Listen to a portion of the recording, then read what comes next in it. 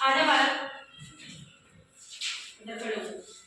भारत तू फ्रूट्स ने सारे तरह याद रखने हैं, ठीक है। तू वेजिटेबल लभनियां ने देखो वो इथे रखनियां ने, ठीक है। दोनों जने अलग-अलग करो। सारे बच्चे बैठेंगे इधर, बैठ रहा हो अपनी सीट पे बैठ, सारी दिवाली आएगी। काट बेटे, फ्रूट ने मित्र आ की है, फ्रूटिंग की है, फ्रूट ने मित्र आते आ की है, आ की है।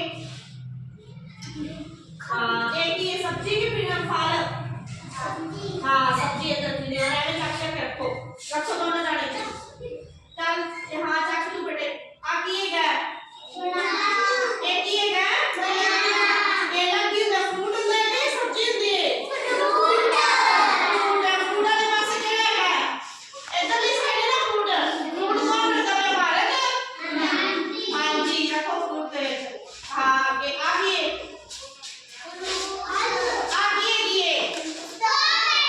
स्ट्रॉबेरी की होता है फ्रूट होता है कि सब्जी होती है फ्रूट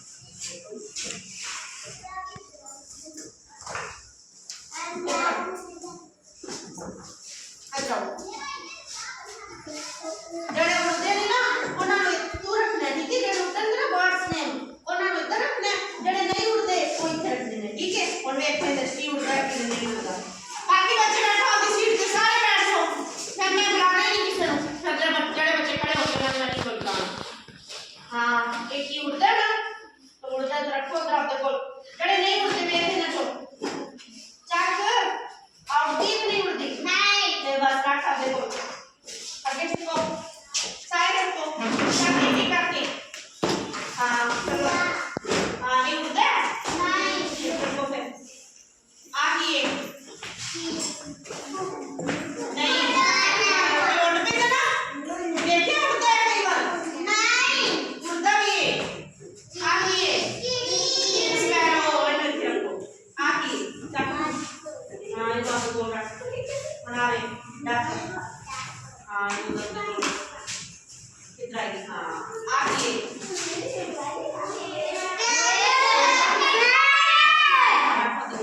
जड़े नहीं उड़ते ना इधर रखा देखो चलो बोलो कि आगे आगे